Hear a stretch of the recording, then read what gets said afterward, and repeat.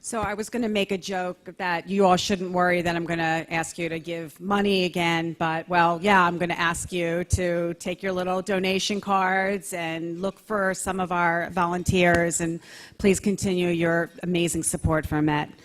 Khaled Abu Toameh is an award-winning Israeli-Arab journalist, lecturer, and documentary filmmaker who has also been a producer and consultant for NBC News.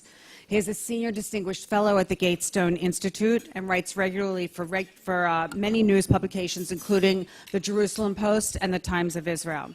Khaled has produced several documentaries on the Palestinians, and he often speaks on the situation in Judea and Samaria and the Gaza Strip, and the prospects for peace in the Middle East at universities throughout the US, the UK, Canada, and Australia. Khaled is a staunch defender of freedom of speech and has criticized the Palestinian Authority for arresting and harassing Palestinian journalists in the West Bank. In the Durban Review Conference, Khaled criticized Israeli Arab Knesset members for supporting extremism and calling Israel, quote, a state of apartheid, rather than fighting for the rights of Arab citizens of Israel. Khaled says he is routinely subject to condemnations and is often threatened.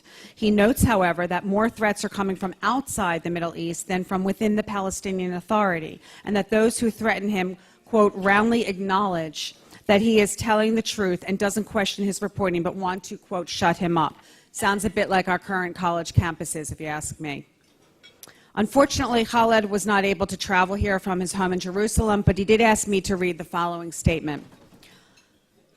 First, I would like to apologize for not being able to attend the ceremony. I would like to thank you very much for the award. As you know, we live in a region and era where it's not easy to be a journalist, especially when you are covering a conflict like the Israeli-Palestinian conflict. In our part of the world, it's even more difficult for an Arab journalist to cover such a conflict, something I have been doing for more than 3 decades now. In our part of the world, an Arab journalist is expected to be loyal to his leaders, his government, and his cause. An Arab journalist is expected to, quote, toe the line and serve as a mouthpiece for his leaders and people. However, I chose to be different. I chose to be a journalist who does not ignore one side of the story. I chose to be balanced and fair in my reporting. Unlike most of my Arab colleagues, I chose to report on matters which I believe are crucial to the well-being of the Arabs.